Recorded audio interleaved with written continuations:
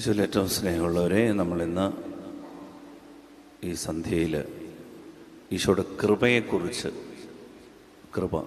Grace of God, ദൈവകൃപയില്ലാതെ നമുക്കൊരു നിമിഷം പോലും ജീവിക്കാനാവില്ല.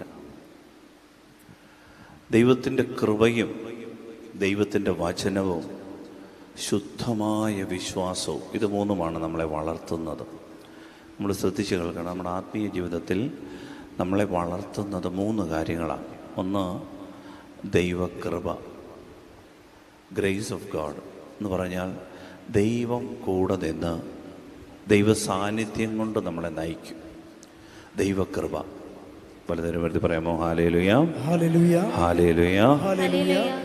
ദൈവത്തിൻ്റെ കൃപയില്ലാതെ നമുക്കൊരു നിമിഷം പോലും ജീവിക്കാൻ പറ്റില്ല. നമ്മൾ വിചാരിക്കും നമ്മുടെ കഴിവാണ്. നല്ല ദൈവകൃപയാണ് നടത്തുന്നതും നയിക്കുന്നതും തീരുമാനമെടുപ്പിക്കുന്നതും ജീവിതത്തിൽ അനുഗ്രഹമാകുന്നതും നമ്മുടെ സഹിക്കാനുള്ള എല്ലാത്തിനും ദൈവകൃപ വേണം. അപ്പോൾ ഒന്നാമത്തെ കാര്യമാണ് ദൈവകൃപ. രണ്ട്, ദൈവവചനം. വചനം കൊണ്ടാണ് നമ്മൾ ജീവിക്കുക. വചനമില്ലെങ്കിൽ, നമുക്ക് ഉള്ളിൽ വചനം കിട്ടിയില്ലെങ്കിൽ നമ്മുടെ ജീവിതം പരാജയപ്പെടും. അതുകൊണ്ടാണ് പുറമെ ഒത്തിരി നല്ല കാര്യങ്ങൾ ചെയ്യുന്നവരുണ്ട്, പക്ഷേ ഉള്ളിൽ വചനമില്ലെങ്കിൽ നമുക്ക് വളർച്ചയില്ല, മുരടിച്ചു. അതാണ് വചനം. മൂന്ന്, ശുദ്ധമായ വിശ്വാസം. കണ്ണും പൂട്ടി കർത്താവിൽ വിശ്വസിക്കാനുള്ള കൃപ. ഹല്ലേലൂയ. അപ്പോൾ ഈ മൂന്ന് കാര്യങ്ങൾ നമുക്ക് വേണം. ഒന്ന്, കൃപ. രണ്ട്, വചനം. മൂന്ന്, ശുദ്ധമായ വിശ്വാസം. Hallelujah, hallelujah. സ്നേഹത്തോടെ ഹല്ലേലൂയ, ഹല്ലേലൂയ, ഹല്ലേലൂയ, ഹല്ലേലൂയ. സ്നേഹമുള്ളവരെ, ഈ കൃപയെക്കുറിച്ച് തീത്തോസിൻ്റെ ലേഖനത്തിൽ 2-ാം അധ്യായം 11-12 വാക്യങ്ങളൊന്ന് വായിച്ചു കേൾക്കാം നമുക്ക്. തീത്തോസിൻ്റെ ലേഖനം, വിശുദ്ധ പൗലോസ് ശ്ലീഹ തീത്തോസിന് എഴുതിയ ലേഖനം 2-ാം അധ്യായം 11-12 വാക്യങ്ങൾ. എല്ലാ മനുഷ്യരുടെയും രക്ഷയ്ക്കായി ദൈവത്തിന്റെ കൃപ പ്രത്യക്ഷപ്പെട്ടിരിക്കുന്നു. എല്ലാ മനുഷ്യരുടെയും രക്ഷയ്ക്കായി ദൈവത്തിൻ്റെ കൃപ പ്രത്യക്ഷപ്പെട്ടിരിക്കുന്നു. അപ്പോൾ ഞാൻ ഒന്നേറ്റ് പറയാമോ? എല്ലാ മനുഷ്യരുടെയും രക്ഷയ്ക്കായി ദൈവത്തിന്റെ കൃപ പ്രത്യക്ഷപ്പെട്ടിരിക്കുന്നു. അതിന്റെ അർത്ഥം, എല്ലാ മനുഷ്യരും, അത് ഏത് തരത്തിലുള്ള മനുഷ്യരായിക്കൊള്ളട്ടെ, ഏത് മതത്തിലുള്ളവരായിക്കൊള്ളട്ടെ, ദൈവം പറയാണ്, ആ മനുഷ്യരെല്ലാം രക്ഷപ്പെടാൻ ദൈവത്തിൻ്റെ എന്ത് വേണം? കൃപ വേണം. ഹല്ലേലൂയ. അടുത്ത വചനം, നിർമ്മതത്വവും ലൗകിക മോഹങ്ങളും ഉപേക്ഷിക്കാനും ഈ ലോകത്തിൽ സമചിത്തതയും നീതിനിഷ്ഠയും ദൈവഭക്തിയുമുള്ള ജീവിതം നയിക്കാനും അത് നമ്മെ പരിശീലിപ്പിക്കുന്നു. ഏത് വായിച്ചെലിയ? നിർമ്മതത്വവും ലൗകിക മോഹങ്ങളും ഉപേക്ഷിക്കാനും ഈ ലോകത്തിൽ സമചിത്തതയും നീതിനിഷ്ഠയും ദൈവഭക്തിയുമുള്ള ജീവിതം നയിക്കാനും അത് നമ്മെ പരിശീലിപ്പിക്കുന്നു. ഏത്? കൃപ. അതായത് കൃപയുണ്ടെങ്കിൽ മാത്രമേ, ദൈവവചനം പറയാണ്, നിർമ്മതത്വം. എന്താണ് നിർമ്മതത്വം?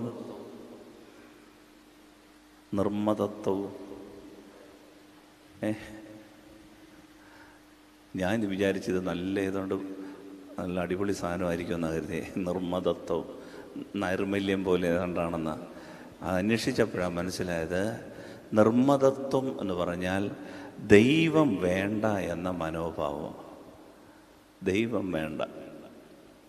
ഈ ലോകത്തിൽ നിർമ്മതത്വം എന്ന് പറഞ്ഞാൽ, ദൈവം ഇല്ലേലും ഞാൻ ജീവിച്ചു പോകും. എന്തിനാ ദൈവം? വെറുതെ ഒരു ഭാരമല്ലേ മതം? ഇതൊക്കെ എന്തിനാ വെറുതെ ഒരു വലിയ തലവേദന? ഇതിൻ്റെ ഒന്നും ആവശ്യമില്ലെന്നേ.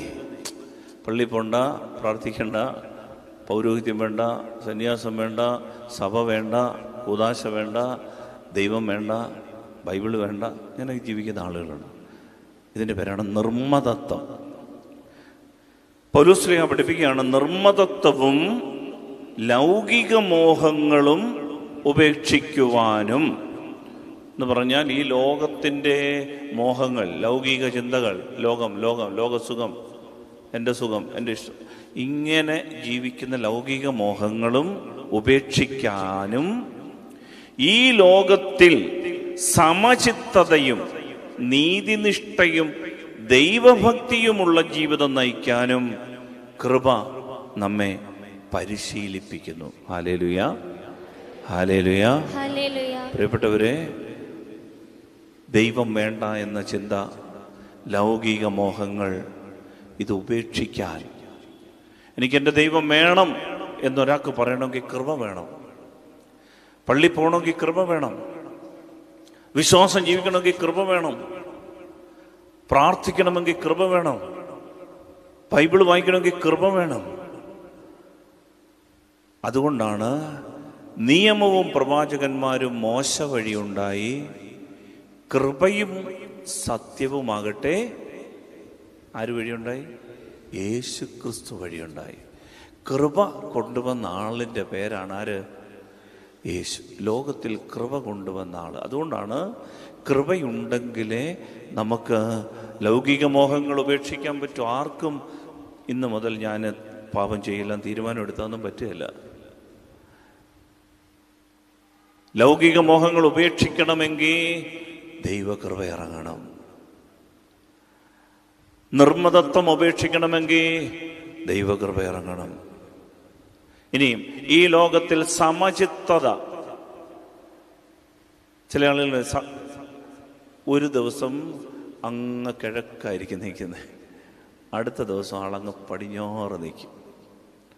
സ്വഭാവമേ. ഒരു ദിവസം നോക്കിയാൽ സ്നേഹിച്ച് നമ്മളെ നാക്കിക്കൊല്ലും. വൈകുന്നേരം ആകുമ്പം പറയത്തില്ലെന്നേ ഉള്ളൂ, കുത്തിക്കൊല്ലും. ഈ ബൈപ്പോളർ കണക്കെയുള്ള ഒരു രോഗം, രണ്ട് ധ്രുവങ്ങളിലേക്ക് അങ്ങ് സ്വഭാവം പോവാ. സമചിത്തത എന്ന് പറയുന്നത് ഒരു പുണ്യമാണ്. എന്ത് വലിയ പ്രശ്നം വന്നാലും നമുക്ക് ശാന്തമായി നേരിടാനുള്ള ഒരു കൃപ, ഒരു കഴിവ്, അതൊരു കൃപയാണ്. ചിലപ്പോൾ നമ്മളൊക്കെ പൊട്ടിത്തെറിക്കും, ദേഷ്യപ്പെടും, നിരസം ഉണ്ടാവും, അസ്വസ്ഥരാകും. പക്ഷേ നമ്മളെ അതിനെയൊക്കെ തിരിച്ചു കൊണ്ടുവരാനും ശാന്തതപ്പെടുത്താനും എന്ന് പറഞ്ഞുകൊണ്ട് വഴക്കില്ല എന്നല്ല, എന്ന് പറഞ്ഞ് തിരുത്തലില്ല എന്നല്ല, അതെല്ലാം ഉണ്ട്.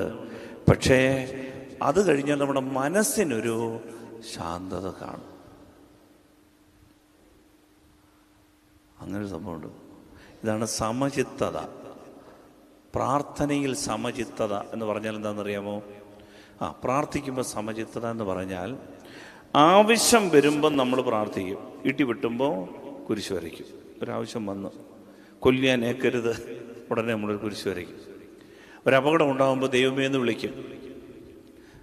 എന്നാൽ ഒരു ആവശ്യവും ഇല്ലാത്ത സമയത്തും നമ്മളെ പരിശുദ്ധാത്മാവ് പ്രാർത്ഥിക്കാൻ ഉണർത്തും. അന്നേരം നമ്മൾ എഴുന്നേറ്റ് പ്രാർത്ഥിക്കും. അതിൻ്റെ പേരാണ് പ്രാർത്ഥനയിൽ സമചിത്തത. ആവശ്യമുള്ളപ്പോഴും പ്രാർത്ഥിക്കും, ഇനി ഒരാവശ്യം ഇല്ലെങ്കിലും നമ്മൾ പ്രാർത്ഥനയുടെ മനുഷ്യരാണ്. ഇതാണ് സമചിത്തത എന്ന് പറയുന്നത്. ഈ ലോകത്തിൽ സമചിത്തരായി ജീവിക്കുക എന്ന് പറയുന്ന ഒരു ഭാഗ്യം. ഹല്ലേലൂയ. സന്തോഷത്തോടെ ഹല്ലേലൂയ, സ്നേഹത്തോടെ ഹല്ലേലൂയ എന്ന് പറഞ്ഞാൽ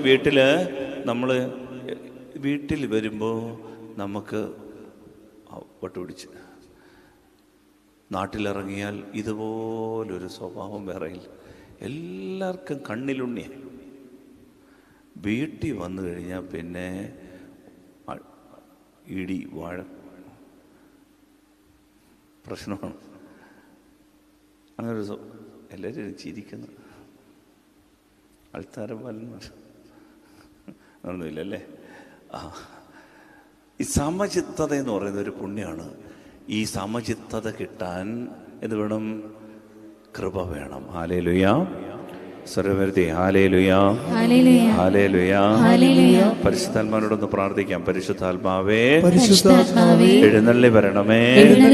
അങ്ങയുടെ ഇഷ്ടദാസിയായ പരിശുദ്ധ മറിയത്തിന്റെ വിമല ഹൃദയത്തിന്റെ ശക്തമായ മധ്യസ്ഥതയാൽ ഞങ്ങളിൽ നിറയണമേ. Hallelujah, hallelujah. പ്രിയപ്പെട്ടവരെ, പരിശുദ്ധാത്മാവിനോട് പ്രാർത്ഥിക്കുമ്പോൾ കൃപ ലഭിക്കും. കൃപ ലഭിച്ചോരെല്ലാം സ്തുതിച്ചിടട്ടെ, അല്ലേ? അങ്ങനല്ലേ?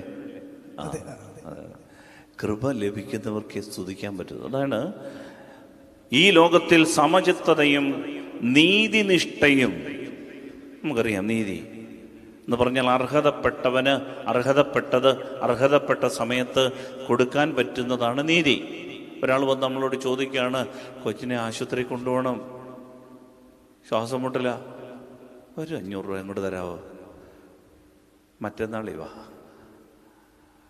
കൊടുത്തില്ലെങ്കിലും കുഴപ്പമില്ല, ഇങ്ങനെയൊന്നും പറയില്ല, അല്ലേ? ഈ നീതി, അർഹതപ്പെട്ടവന് അർഹതപ്പെട്ടത് അർഹതപ്പെട്ട സമയത്ത് കൊടുക്കുന്നതിൻ്റെ പേരാണ് നീതി. ഈ ലോകത്തിൽ നീതിപൂർവം ജീവിച്ചാൽ നീതിമാന്മാർ, നീതിക്ക് വേണ്ടി ദാഹിക്കുന്നവർ ഭാഗ്യവാന്മാർ. അവരെ ദൈവം ഉയർത്തുമെന്ന് പറയാം. അപ്പം അതുകൊണ്ട് ഈ ലോകത്തിൽ നീതിനിഷ്ഠയോടെ ജീവിക്കണമെങ്കിൽ എൻ്റെ പ്രിയപ്പെട്ടവരെ, അർഹതപ്പെട്ടവർ ജോലിക്കോലി പിടിച്ചു വെക്കാതിരിക്കുക, ജോലി ചെയ്തവന് കാശ് വെട്ടിക്കുക. നമ്മുടെ കയ്യിലിരിക്കുന്ന പൈസ, വല്ലവൻ്റെയും പൈസ, അതെങ്ങനെയായിരുന്നു നമ്മുടെ കൈ, വല്ലവരുടെയും പൈസ നമ്മുടെ കൈ വരാൻ ശ്രമിച്ചുകൊണ്ടേയിരിക്കുക. എപ്പോഴും ഇങ്ങനെ വഞ്ചിച്ചും വക്രിച്ചും അനീതി കാണിച്ചും ജീവിക്കുക. അങ്ങനെ ഒരു ജീവിക്കാൻ എല്ലാ മനുഷ്യരും തത്രപ്പെടുമ്പോൾ ദൈവമക്കൾക്ക് നീതിനിഷ്ഠയോടെ ജീവിക്കാൻ പറ്റും. എപ്പോഴാണെന്നറിയാമോ? ദൈവകൃപ ഉണ്ടെങ്കിൽ. Hallelujah, hallelujah, hallelujah. അടുത്തത്, ദൈവഭക്തിയുള്ള ജീവിതം നയിക്കാനും അത് നമ്മെ പരിശീലിപ്പിക്കുന്നു. തീത്തോസ് 2:11-12 വാക്യം പറയുകയാണ്, എല്ലാ മനുഷ്യരുടെയും രക്ഷയ്ക്കായി ദൈവത്തിൻ്റെ കൃപ പ്രത്യക്ഷപ്പെട്ടിരിക്കുന്നു. നിർമ്മതത്വവും എന്ന് പറഞ്ഞാൽ ദൈവം വേണ്ട എന്ന മനോഭാവം, ലൗകിക മോഹങ്ങളും ഉപേക്ഷിക്കുവാനും ഈ ലോകത്തിൽ സമചിത്തതയും നീതിനിഷ്ഠയും ദൈവഭക്തിയുമുള്ള ജീവിതം നയിക്കാനും അത് കൃപ നമ്മെ പരിശീലിപ്പിക്കും, പ്രാക്ടീസ് തരും. ആരും ജനിക്കുമ്പോഴേ കൃപയും കൊണ്ട് വരുന്നില്ല. ഈശോ മാത്രമേ ഉള്ളൂ പരിശുദ്ധാത്മാവിൽ നിന്ന് ജനിച്ചത്. നമ്മളൊക്കെ ജനിച്ചതിന് ശേഷം മാമോദീസായിലൂടെ നൽകപ്പെടുന്ന പരിശുദ്ധാത്മാവ്. അപ്പോൾ അതുകൊണ്ട് നൽകപ്പെട്ട ഈ പരിശുദ്ധാത്മാവിനെ നമ്മൾ ജ്വലിപ്പിക്കുമ്പോൾ കൃപ നമ്മളിൽ നിറയും. ഹല്ലേലൂയ. അതിനാണ് ഈ ആരാധനയും പ്രാർത്ഥനയൊക്കെ. ഇരുകരങ്ങളും ഒന്ന് ഉയർത്തി കണ്ണൊന്നടച്ച്, കർത്താവേ കൃപ എന്നെ പൊതിയാൻ സഹായിക്കണമേ എന്നൊന്ന് പ്രാർത്ഥിക്കാം. Hallelujah, hallelujah. കർത്താവായ ദൈവമേ, ഇപ്പോൾ ഈ മക്കളിലേക്ക് അങ്ങയുടെ പരിശുദ്ധ കൃപ, അവിടുത്തെ കൃപ വ്യാപരിക്കണമേ. കർത്താവേ, നിർമ്മതത്വം ഉപേക്ഷിക്കുവാൻ, ലൗകിക മോഹങ്ങൾ ഉപേക്ഷിക്കുവാൻ, ഈ ലോകത്തിൽ സമചിത്തതയും നീതിനിഷ്ഠയും ദൈവഭക്തിയുമുള്ള ജീവിതം നയിക്കുവാനും ഈ മക്കൾക്ക് അങ്ങയുടെ കൃപ നൽകണമേ കർത്താവേ. ഇപ്പോൾ വചന ശുശ്രൂഷയിൽ, ആരാധന ശുശ്രൂഷയിൽ, മാധ്യമങ്ങളിലൂടെ സംബന്ധിച്ചുകൊണ്ടിരിക്കുന്ന എല്ലാ മക്കളുടെ മേലും ദൈവത്തിന്റെ കൃപ വ്യാപരിക്കട്ടെ. ദൂരങ്ങളുടെ മേൽ, ദേശങ്ങളുടെ മേൽ കർത്താവിന്റെ കൃപ വ്യാപരിക്കണമേ. ഈ മക്കളുടെ മേൽ ദൈവത്തിന്റെ കൃപ വ്യാപരിക്കണമേ. ദൂരങ്ങളിലായിരിക്കുന്ന ഞങ്ങളുടെ പ്രിയപ്പെട്ട മക്കളുടെ മേൽ കർത്താവിന്റെ കൃപ വ്യാപരിക്കട്ടെ. കൃപ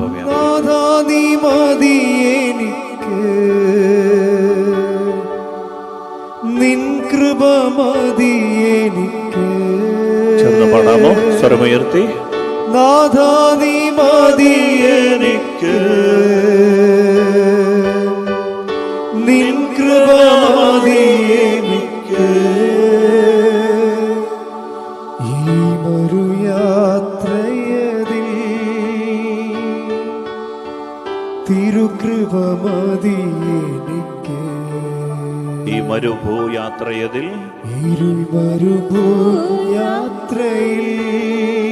തിരുകൃപ മതി എനിക്ക്. തിരുകൃപ മതി എനിക്ക്.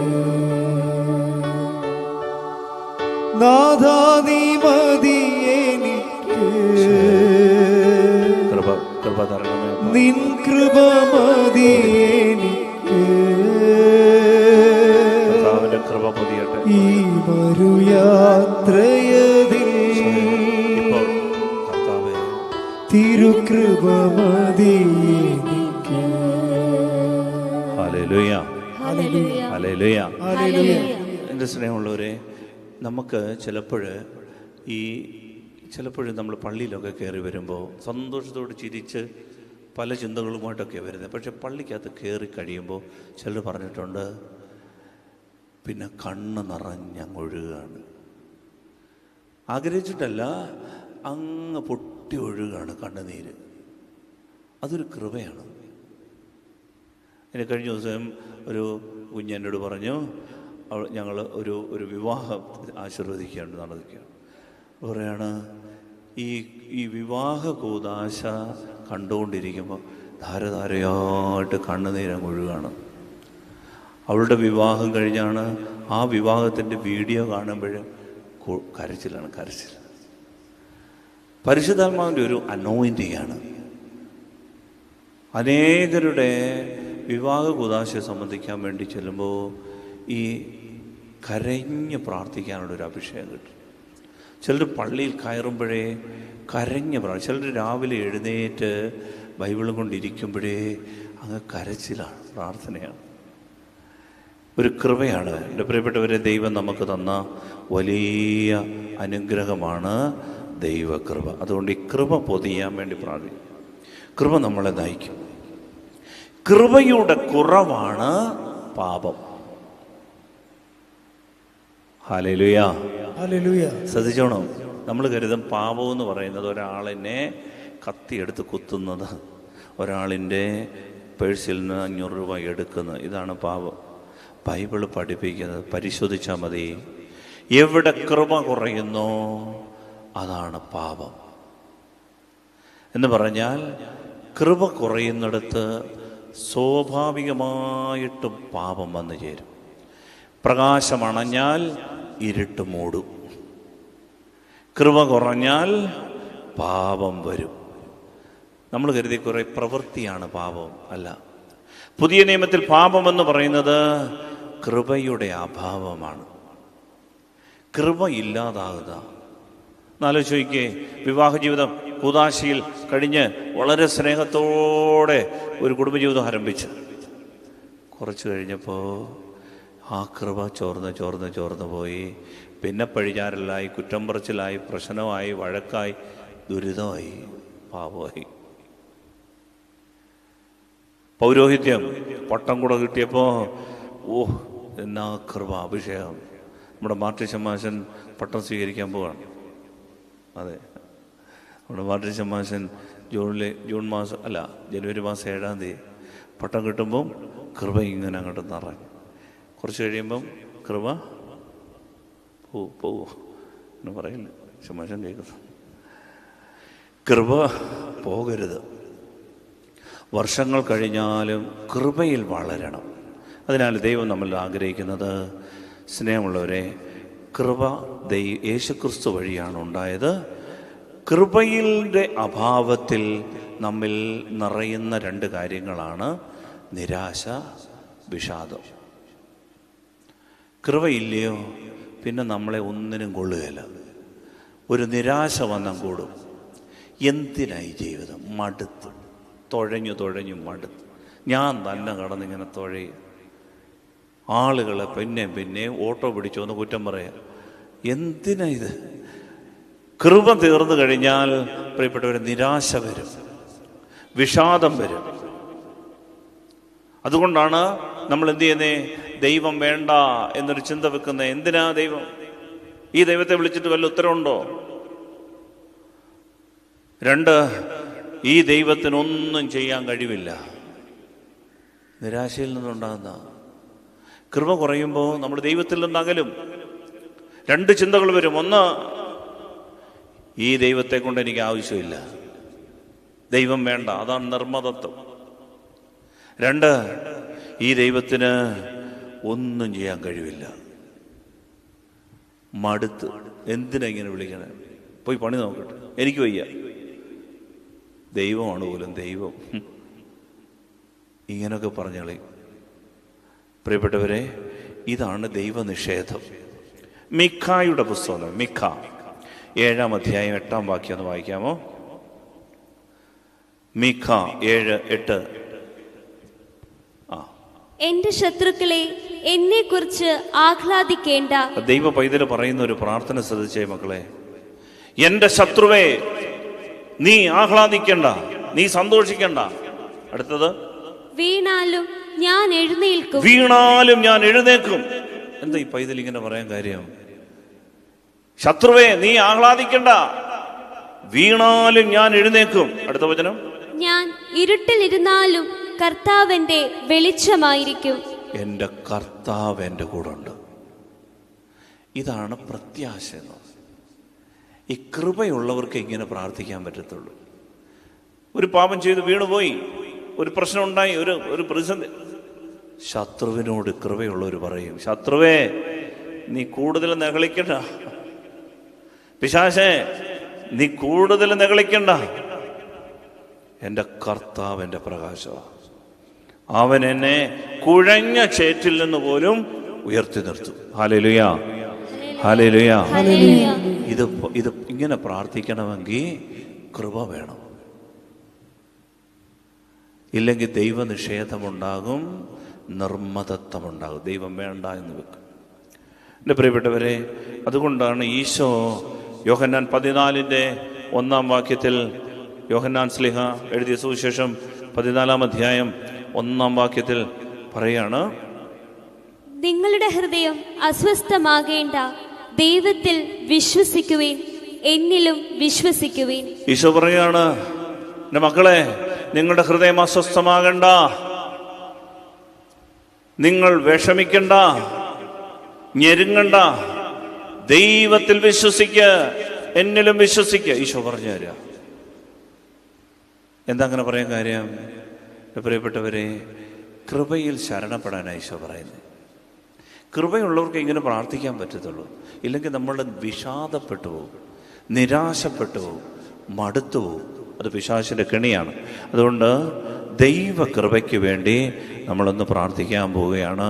കർത്താവെ, ഒരുപാട് പേര് മനസ്സ് മടുത്തു വന്നിരിപ്പുണ്ട്, നിരാശയിലുണ്ട്, കുടുംബങ്ങൾ പലതും തളർന്നിരിപ്പുണ്ട്. നമുക്കൊന്ന് കരങ്ങൾ ഉയർത്തി സ്തുതിച്ച് പ്രാർത്ഥിക്കാം. Hallelujah, hallelujah, hallelujah, hallelujah. കർത്താവായ ദൈവമേ, അവിടുത്തെ പരിശുദ്ധ കൃപ ഈ മക്കളുടെ മേൽ വ്യാപരിക്കണമേ. കർത്താവെ, കൃപ നയിക്കട്ടെ, കൃപ നടത്തട്ടെ, കൃപ ഒരുക്കട്ടെ, കൃപ ജീവിപ്പിക്കട്ടെ, കൃപ ശക്തീകരിക്കട്ടെ, കൃപ നയിക്കട്ടെ. കൃപയാൽ ഈ മക്കൾ ജീവിക്കട്ടെ, കൃപ പൊതിയട്ടെ. കർത്താവെ, എന്ത് ചെയ്യാനും ഏത് കാര്യത്തിനും ഈ കുടുംബങ്ങളിൽ നടക്കാൻ പോകുന്ന എല്ലാ കാര്യങ്ങളിലും, ഈ ഇടവകയിൽ നടക്കാൻ പോകുന്ന എല്ലാ കാര്യങ്ങളിലും അങ്ങയുടെ കൃപ മുന്നമേ പൊതിയണമേ. ഞങ്ങളുടെ ജീവനിൽ അങ്ങയുടെ കൃപ പൊതിയണമേ. വഴിയാത്രകളിൽ, വാഹനയാത്രകളിൽ, വിദേശയാത്രകളിൽ അങ്ങയുടെ കൃപ പൊതിയണമേ. ഞങ്ങളുടെ കുഞ്ഞുങ്ങളിൽ, പഠന മേഖലകളിൽ, യുവജനങ്ങളിൽ, ഞങ്ങളുടെ രോഗികളിൽ, മരണാസന്നരിൽ കർത്താവിൻ്റെ കൃപ പൊതിയണമേ. ഞങ്ങളുടെ വസ്തുവിൽ, ഞങ്ങളുടെ നിയോഗങ്ങളിൽ, ഞങ്ങളുടെ ജീവിതത്തിൻ്റെ എല്ലാ മേഖലകളിലും ദൈവകൃപ വ്യാപരിക്കട്ടെ, കൃപ വ്യാപരിക്കട്ടെ, ദൈവകൃപ നിറയണമേ.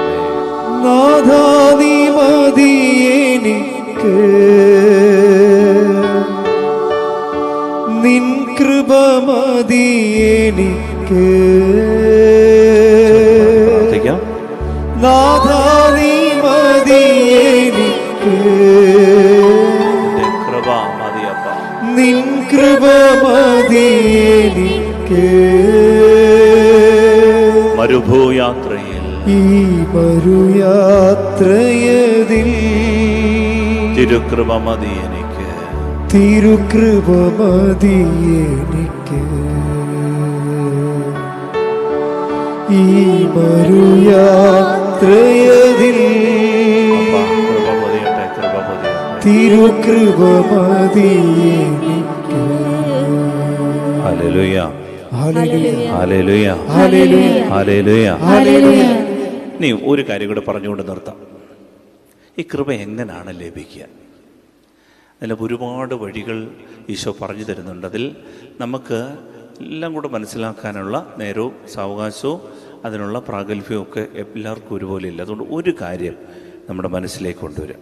നമുക്ക് ഈ കൃപ ലഭിക്കുന്നത് നമ്മുടെ ഹൃദയത്തിൻ്റെ പ്രചോദനം അനുസരിക്കുമ്പോഴാണ്.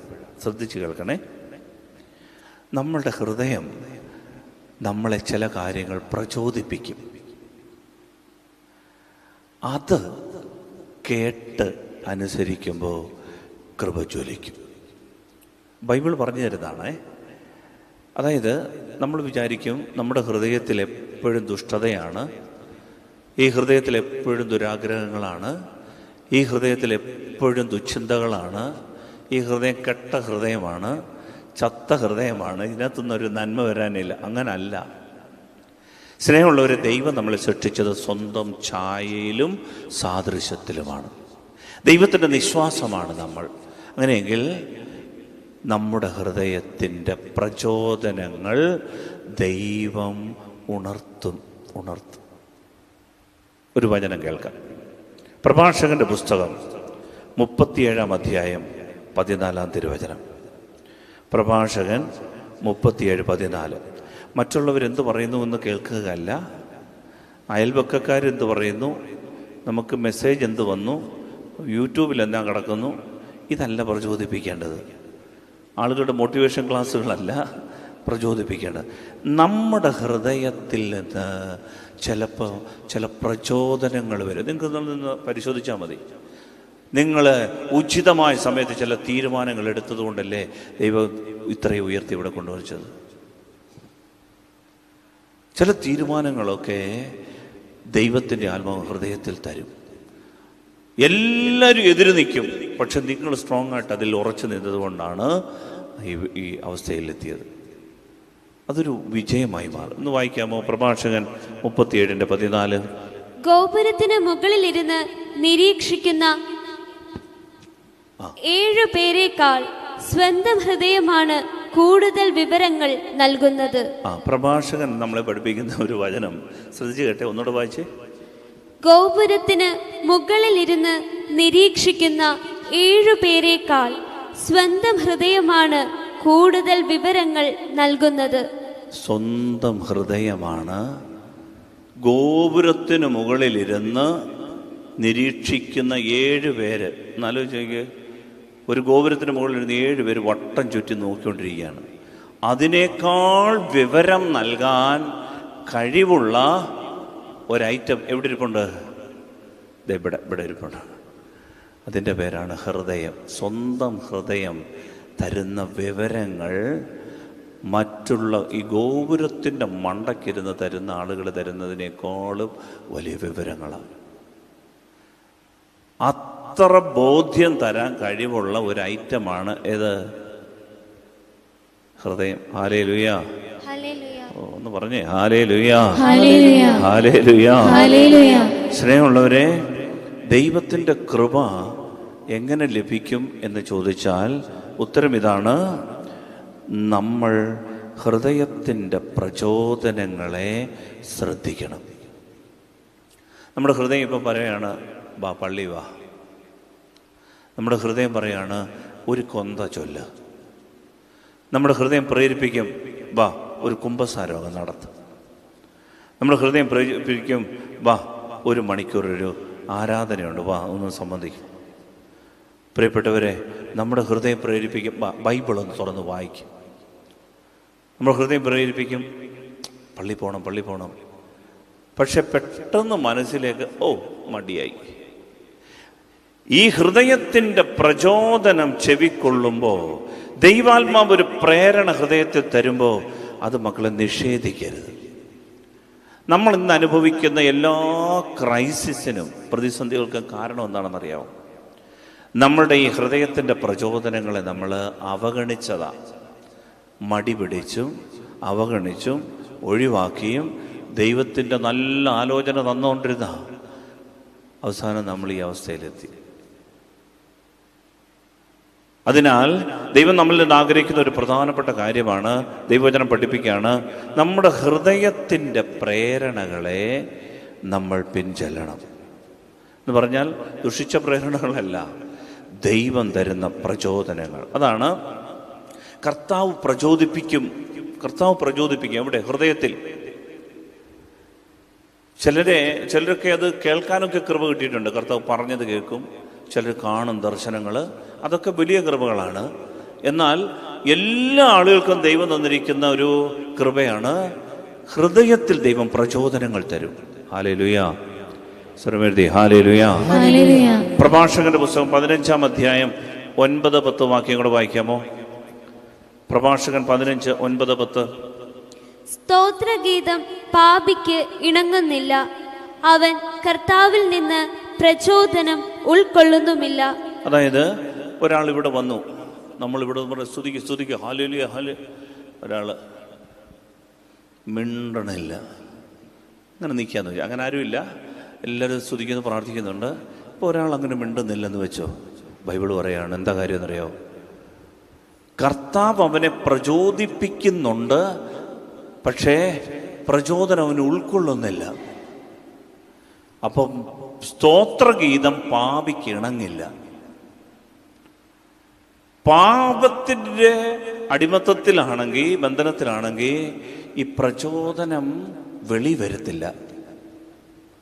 ഹൃദയത്തിൽ പ്രചോദനമുണ്ട്, പക്ഷേ ഈ പ്രചോദനം നമുക്കൊരു ഗുണകരമായി മാറത്തില്ല. കാരണം ഉദാഹരണത്തിന് മൂക്കടഞ്ഞിരിക്കുക, മണം കിട്ടുമോ? മൂക്കേ അടഞ്ഞിരിക്കുക, റോസാപ്പൂ എടുത്ത് ഏതെല്ലാം കൂടെ മൂക്കി കയറി പോകത്തേ ഉള്ളൂ. വല്ല ഗുണമുണ്ടോ? മണമില്ല. എന്താ ഇത്? ബ്ലോക്ക്. കോവിഡ് വന്ന് ബ്ലോക്കായിട്ടിരിക്കുകയാണ്. അപ്പോൾ ഈ മൂക്കടഞ്ഞിരുന്ന മണം കിട്ടും എന്ന് പറഞ്ഞ പോലെ പാപം കയറി ജീവിതം അടഞ്ഞു വെച്ചാൽ കൃപ അല്ലെങ്കിൽ പ്രചോദനം കിട്ടില്ല. അതാണ് ഈശോ ഇവിടെ നമ്മളെ പഠിപ്പിക്കുന്നത്, ദൈവം പഠിപ്പിക്കുന്നത്. ഒരു ദൈവസ്തുതിപ്പ് പോലും ദൈവം പ്രചോദിപ്പിച്ചാലേ കിട്ടുകയുള്ളൂ. ഈ പ്രചോദനത്തിൻ്റെ പേരാണ് പ്രിയപ്പെട്ടവരെ കൃപ. ഇത് ഹൃദയത്തിലുണ്ടാകും. കൃപ എങ്ങനെ ലഭിക്കുക? ദൈവം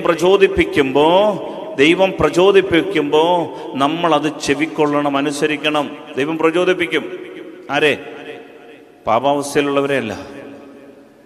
കുമ്പസാരിച്ച് കൃപയിൽ നിൽക്കുമ്പോൾ ദൈവം പ്രചോദിപ്പിക്കും. ആ പ്രചോദനം നമ്മൾ കേൾക്കണം. അതനുസരിച്ച് ജീവിക്കുമ്പോൾ കൃപയിൽ വളരും. കാരണം ദൈവമാണ് പ്രചോദിപ്പിക്കുന്നത്. എല്ലാ കാര്യങ്ങളും ദൈവിക കാര്യങ്ങളാണ് നമ്മൾ സംസാരിക്കുന്നത്. എല്ലാ കാര്യങ്ങളും പ്രചോദിപ്പിക്കുന്ന ദൈവം. അതാണ് കൊറിന്തോസിലെ സഭയ്ക്ക് എഴുതിയ 1-ാം ലേഖനം 12-ാം അധ്യായം 6-ാം തിരുവചനം. പ്രവൃത്തികളിൽ വൈവിധ്യമുണ്ടെങ്കിലും എല്ലാവർക്കും എല്ലാറ്റിലും പ്രചോദനം നൽകുന്ന ദൈവം ഒന്നു തന്നെ. എല്ലാവർക്കും എല്ലാറ്റിലും പ്രചോദനം നൽകുന്ന ദൈവം ഒന്നാണ്. എല്ലാവർക്കും പ്രചോദനം തരും ദൈവം. ഹൃദയത്തിൽ പ്രചോദനം തരും. പ്രിയപ്പെട്ടവർ, ഇൻസ്പയർ ചെയ്യും. കമാൺ ഇത് ചെയ്യ്, അത് ചെയ്യ്, ഈ വഴി കൂടെ പോ, ഇങ്ങനെ ചെയ്യ്, ഈ പുണ്യം ചെയ്യ്, ഇന്നാളെ സഹായിക്കും, പള്ളിയിൽ വാ, ആരാധിക്കുക, ഒരു കൊന്ത ചൊല്ല്, ബൈബിൾ വായിക്കുക. പ്രചോദനം. ഒരു പാട്ട് പാടുക, ഒന്ന് സ്തുതിക്കുക, പ്രചോദനം തരും. പാപിക്ക് ഈ പ്രചോദനം ഇണങ്ങുകയില്ല, കാരണം ബ്ലോക്കാണ്. അതുകൊണ്ട് നന്നായി കുമ്പസാരിച്ച് പാപമോചനം സ്വീകരിച്ച പ്രചോദനങ്ങൾ ഉൾക്കൊള്ളാൻ പറ്റും. സ്നേഹമുള്ളവരെ, അങ്ങനെ പ്രചോദനം ഉൾക്കൊണ്ടാൽ കൃപയിൽ വളരും. ഇതാണ് കൃപയിൽ വളരാനുള്ള വഴി. ദൈവ പ്രചോദനം ഉൾക്കൊള്ളുക. ഹല്ലേലൂയ. ഇനി കൃപയിൽ വളർന്നില്ലെങ്കിലോ? ജോബിൻ്റെ പുസ്തകം 8-ാം അധ്യായം 11, 12, 13 വാക്യങ്ങൾ. നമ്മളിപ്പം ഈ പ്രചോദനമൊക്കെ അങ്ങ് അവഗണിച്ചെന്ന് വെച്ചു. കുറേ നാൾ കഴിഞ്ഞ് നമുക്കിപ്പോൾ പ്രചോദനമൊന്നും കേൾക്കുന്നില്ല. ദൈവം ഉണ്ടോയെന്ന് പോലും അറിയത്തില്ല. പണ്ട് ചാടി എഴുന്നേറ്റ്, പള്ളി എന്ന് പറഞ്ഞാൽ എന്താ ആവേശമായിരുന്നു, കുർബാന എന്ന് പറഞ്ഞാൽ എന്താ ആവേശമായിരുന്നു, പ്രാർത്ഥിക്കാൻ കാർന്നവന്മാരൊക്കെ എഴുന്നേറ്റ് അവർ എഴുന്നേൽപ്പിച്ചില്ലെങ്കിലും എഴുന്നേറ്റ് പ്രാർത്ഥിക്കുമായിരുന്നു. ഭയങ്കര തീക്ഷ്ണതയായിരുന്നു. ഇപ്പം എല്ലാം അങ്ങോട്ട് പോയി. കാരണം എന്തെന്നറിയാമോ? പ്രചോദനം അങ്ങോട്ട് കിട്ടുന്നില്ല, റിസൾട്ട് കിട്ടുന്നില്ല. പ്രിയപ്പെട്ടവരെ ശ്രദ്ധിച്ച ജോബിന്റെ പുസ്തകം 8, 11, 12, 13 വാക്യങ്ങൾ. ചതുപ്പ് നിലത്തിലല്ലാതെ ഞാങ്ങണ വളരുമോ? നനവ് കൂടാതെ പോട്ടപ്പുല്ല് വളരുമോ? നനവില്ലാത്തടത്ത് പോട്ടപ്പുല്ല് വളരുമോ? അത് പറയാൻ കാര്യം എന്താണെന്നറിയാമോ? അതായത് ഈ ചതുപ്പ് നിലം എന്ന് പറഞ്ഞാൽ ബൈബിൾ പറയുന്നത്, അത് ചതുപ്പ് നിലം എന്ന് പറഞ്ഞു കഴിഞ്ഞാൽ ചവിട്ടിയെ താന്നു പാപത്തിൻ്റെ ഒരു മേഖലയാണ്. ചവിട്ടി ഒരു ചെറിയൊരു കൊള്ളാലോ, ഇതായി പോന്നു തീർന്നു. ചതുപ്പ് നിലം. നനഞ്ഞ നിലത്തല്ലാതെ പോട്ടപ്പുല്ല് വളരുമോ? ചതുപ്പ് നിലത്തല്ലാതെ ഞാങ്ങണ വളരുമോ എന്ന് പറഞ്ഞാൽ, കൃപയില്ലാത്ത അവസ്ഥയിൽ ജീവിച്ചാൽ ഓട്ടോമാറ്റിക്ക് ഈ ഞാങ്ങണ പാപം വളരും, പോട്ടപ്പുല്ല് വളരും. ഒരു ഗുണമില്ല. കൃപയില്ലാത്ത ഒരു ജീവിതത്തെ പ്രത്യേകിച്ച് പാപമൊന്നും ചെയ്യണ്ട, പാപം അവിടെ ഉണ്ട്. കൃപയിൽ വളർന്നില്ലെങ്കിൽ എൻ്റെ പ്രിയപ്പെട്ടവരെ, ഈ ചതുപ്പ് നിലത്ത് ഞാങ്ങണ വളരുന്ന കണക്കേ, പോട്ടപ്പുല്ല് വളരുന്ന കണക്കേ പാപം വളരും. കുറ്റിച്ചെടി പിടിച്ച് ജീവിതം. അടുത്ത വചനം വായിച്ചേ. തഴച്ചു വളരുമെങ്കിലും വെട്ടിയെടുക്കാതെ തന്നെ അവ മറ്റു ചെടികളെക്കാൾ വേഗത്തിൽ ഉണങ്ങിപ്പോകും.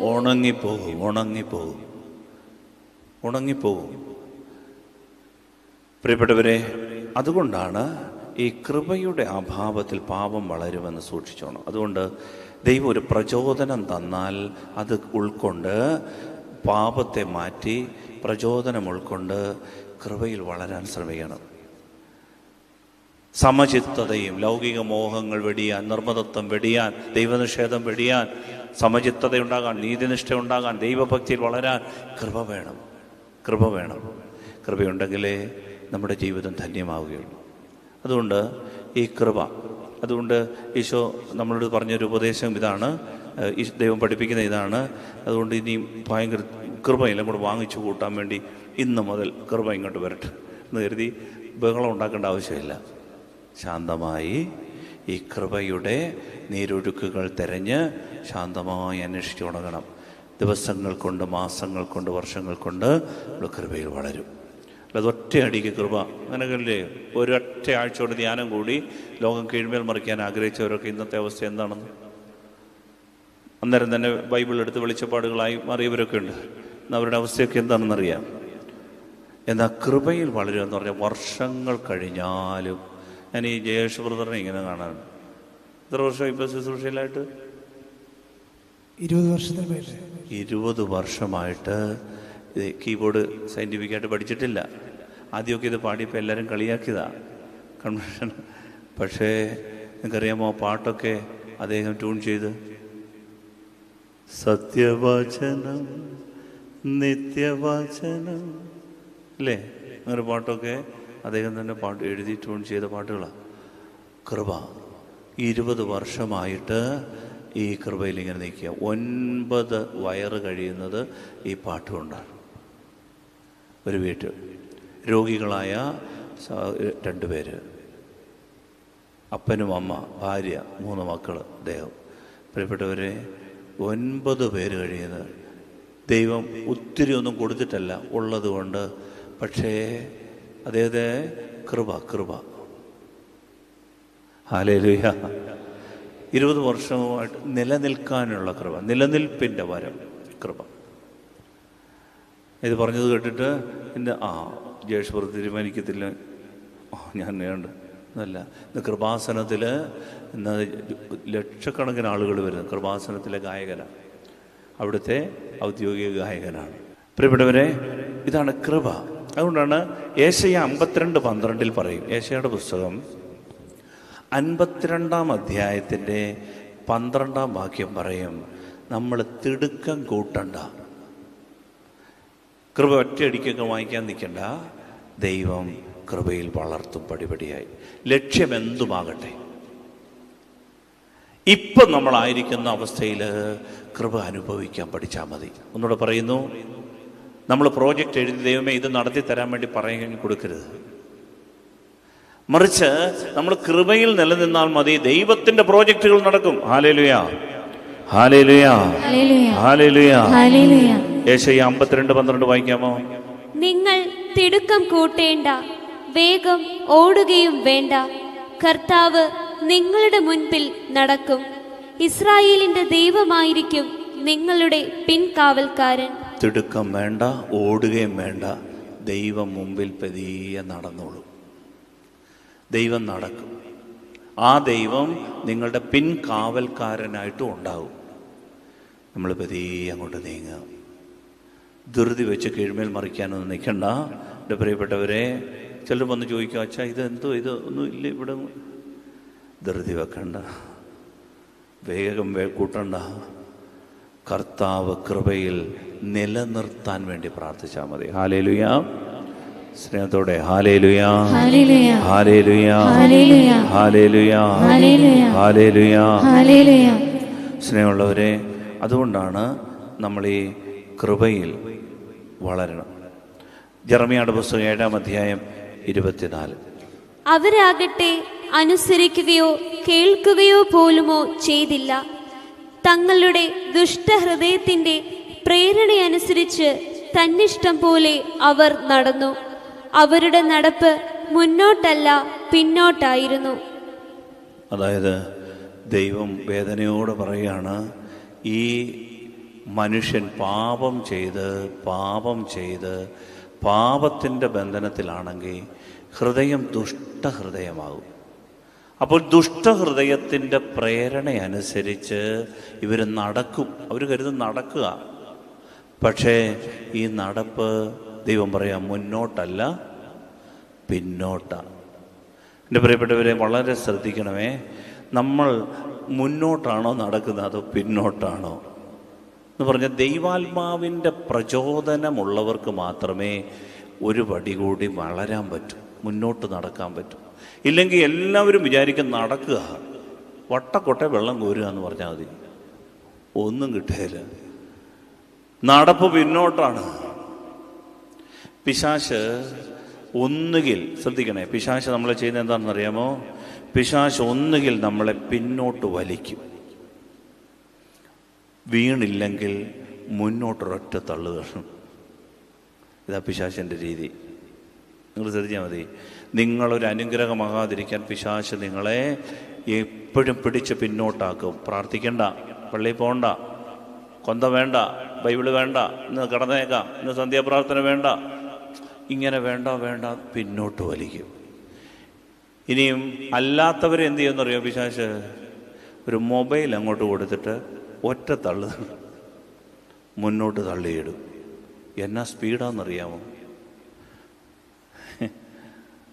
ടൈമില്ല. നേരെ നമ്മുടെ സമയം മുഴുവൻ പിശാച് മോഷ്ടിച്ചുകൊണ്ട് പോവുക. ഒരു മൊബൈൽ തന്നിട്ട് സമയമില്ല. ഇത് എവിടെ പോയി? എല്ലാവർക്കും 24 മണിക്കൂറേ ഉള്ളൂ. നമുക്ക് വേണ്ടി 28 മണിക്കൂർ കിട്ടുമോ? 24 മണിക്കൂറേ ഉള്ളൂ. സമയം പോയി. പിന്നെ പഠിത്തമില്ല, പഠിച്ചാൽ തലേ കയറുന്നില്ല. നമുക്ക് പിന്നെ ജോലി എല്ലാം കറിക്ക് ഉപ്പ് കുറഞ്ഞോ കൂടിയോ ആകെപ്പാടെ വിഷയം. പിശാചൻ രണ്ട് രീതിയാണ്. ഒന്നി പിടിച്ച് പിന്നോട്ട് വലിക്കും, ഇല്ലെങ്കിലോ അവൻ കൊണ്ടുവന്ന് ഈ മാധ്യമങ്ങളിൽ തള്ളിയിടും, സ്പീഡ് കൂട്ടുകളെ. ഈ രണ്ട് രീതിയിൽ നമ്മൾ തകർന്നു പോകും. അതുകൊണ്ടാണ് കർത്താവ് പറയുന്നത്, തിടുക്കം വേണ്ട, വേഗം കൂട്ടുകയും വേണ്ട, ഞാൻ നിങ്ങളുടെ മുമ്പിൽ നടന്നോളാം, നിങ്ങളുടെ പിൻകാവൽക്കാരനായിട്ട് ഞാൻ ഉണ്ടായിക്കൊള്ളാം. എന്നാൽ ജെറമ്യാ പറയാണ്, അവരുടെ ദുഷ്ടഹൃദയത്തിൻ്റെ പ്രേരണ കൊണ്ട് അവർ മുന്നോട്ട് നടക്കുകയാണെന്ന് പറഞ്ഞു. പക്ഷേ അവരുടെ നടപ്പ് പിന്നോട്ടായിപ്പോയി. എൻ്റെ പ്രിയപ്പെട്ടവരെ, കൃപയില്ലെങ്കിൽ നമ്മൾ വളരില്ല. അതിനാൽ ദൈവകൃപ, കത്തോലിക്ക സഭയുടെ മതബോധന ഗ്രന്ഥം catechism of the Catholic Church 2732 ഖണ്ഡിക, catechism of the Catholic Church 2732 ഖണ്ഡികയിൽ ഇങ്ങനെ പറയുകയാണ്: നാം പ്രാർത്ഥിക്കാൻ ആരംഭിക്കുമ്പോൾ അടിയന്തരമെന്ന് തോന്നുന്ന 1000 ജോലികളും ഉത്കണ്ഠകളും നമ്മുടെ പ്രഥമ ശ്രദ്ധ ലഭിക്കാൻ മത്സരിക്കുന്നു. കൃപയിൽ വളരാൻ വേണ്ടി ദൈവം പറയും, വാ പ്രാർത്ഥിക്കാമേ, പായിട്, തിരികെത്തിക്ക്. വചനവർഷമാണ്, വചനം ഒരുക്കി വെച്ചിരിക്കുന്നത്, എടുത്തേ, വായിച്ചേ. അപ്പോഴാണ് ഒരു കോള്. ആര്? അയർലൻഡിൽ നിന്നാണ് അനിത വിളിക്കുന്നത്, അല്ലെങ്കിൽ UK നിന്ന് ഉണ്ണി വിളിക്കുന്നു. പ്രാർത്ഥന പിന്നെയും മാറ്റി വെക്കാൻ പറ്റും. ഉണ്ണി മാറ്റാൻ പറ്റുമോ? പറ്റുകയില്ല. പ്രാർത്ഥന പിന്നെ ഗസ്റ്റിനെ മാറ്റാൻ പറ്റും. കറിക്ക് അരിഞ്ഞു വെച്ചിട്ട് അത് കളയാൻ പറ്റും. പ്രിയപ്പെട്ടവരെ, ബൈബിൾ കൃത്യമായിട്ട് സഭാപിതാക്കന്മാർ പഠിപ്പിക്കുകയാണ്, നാം പ്രാർത്ഥിക്കാൻ ആരംഭിക്കുമ്പോൾ അടിയന്തരമെന്ന് തോന്നുന്ന 1000 ജോലികളും ഉത്കണ്ഠകളും നമ്മുടെ പ്രഥമ ശ്രദ്ധ ലഭിക്കാൻ മത്സരിക്കുന്നു എന്ന് പറഞ്ഞാൽ, നമ്മുടെ ആദ്യത്തെ ശ്രദ്ധ പ്രാർത്ഥിക്കാൻ അങ്ങോട്ട് ഇരിക്കുമ്പോൾ ആദ്യത്തെ ശ്രദ്ധ ഇത് എനിക്ക് എന്ന് പറഞ്ഞുകൊണ്ട് പല ടൈപ്പിലുള്ള വിളികൾ വരും. കൃപ വളരുമോ? ഹൃദയത്തിൻ്റെ പ്രചോദനം ഉൾക്കൊണ്ട് പ്രാർത്ഥിക്കാനിരുന്നതാ. അപ്പോൾ പല ചിന്തകൾ, ആളുകൾ, ഗസ്റ്റ്, ഫോണ്, തേപ്പ് കൂട്ടി ഓണാക്കി വെച്ച് അടുക്കള പാല് കാച്ച് പാടെ അടിയന്തര ശ്രദ്ധ കൊടുക്കേണ്ട പല കാര്യങ്ങളായി. അങ്ങനെ മത്സരിക്കുക എന്നാണ് പറയുന്നത്. എൻ്റെ പ്രിയപ്പെട്ടവരെ, കൃപയിൽ വളരണമെങ്കിൽ ഈ പ്രചോദനങ്ങൾ ഉൾക്കൊണ്ട് വില കൊടുക്കണം, എങ്കിലേ വളരെയുള്ളൂ. മഴയാണ് വെച്ചാൽ രാവിലെ മഴയായതുകൊണ്ട് 6:30 കുർബാന എത്ര മണിക്കാണ് എന്ന് ചോദിക്കേണ്ട ആവശ്യമുണ്ടോ? മഴയായതുകൊണ്ട് ഏത് പ്രതിസന്ധികളെ നേരിട്ട് കൃപയിൽ വളരാൻ നമ്മുടെ പൂർവ്വപിതാക്കന്മാർ ശ്രമിച്ചത്. അതുകൊണ്ടാണ് പ്രിയപ്പെട്ടവരെ, അവരുടെ കൃപ ഇന്ന് നിലനിൽക്കുന്നതുകൊണ്ടാണ് നമ്മുടെ വീടുകളൊക്കെ നിലനിൽക്കുന്നത്. ആ കൃപ അവരെ പൊതിഞ്ഞു. കൃപ ഒരു ഊർജമാണ്, ഒരു എനർജിയാണ്. ആ കൃപ നമ്മൾ ആവുന്ന സമയത്ത്, ആരോഗ്യമുള്ള സമയത്ത് നേടിയെടുത്ത് ശേഖരിച്ച് വെച്ചാൽ ആ എനർജി വർക്ക് ചെയ്യും. Energy can never be destroyed, it can be converted to another energy. ഒരു എനർജി ആയിട്ട് അത് നമ്മുടെ വീട്ടിലുണ്ടാവും, നമ്മുടെ കൂടെ ഉണ്ടാവും. അതുകൊണ്ട് കൃപ നഷ്ടപ്പെടാതിരിക്കാൻ വേണ്ടി നമ്മൾ പ്രാർത്ഥിക്കണം. ഹല്ലേലൂയ. നമ്മൾ മുന്നോട്ട് നടക്കണമെങ്കിൽ ദൈവാത്മാവിൻ്റെ പ്രേരണ കിട്ടണം, ദൈവത്തിൻ്റെ പ്രചോദനം കിട്ടണം. അത് ഹൃദയത്തിലാണ് കിട്ടുന്നത്. ബ്ലോക്കാണെന്നുണ്ടെങ്കിൽ, ഹൃദയത്തിൻ്റെ ബ്ലോക്കല്ല, പാപം ചെയ്തുള്ള ബ്ലോക്കാണെങ്കിൽ നമുക്ക് കൃപയിൽ വളരാൻ പറ്റില്ല. അതിനാൽ കർത്താവിനോട് പ്രാർത്ഥിച്ച് ഒരു ആശീർവാദം സ്വീകരിക്കാൻ പോവുകയാണ്. ദൈവമേ, അങ്ങയുടെ സന്നിധിയിൽ ഞങ്ങൾ വളർന്നതിൻ്റെ അടയാളമായി കൃപ കൊണ്ട് ഞങ്ങളെ പൊതിയണമേ എന്ന് പ്രാർത്ഥിക്കാം. എഴുന്നേറ്റ്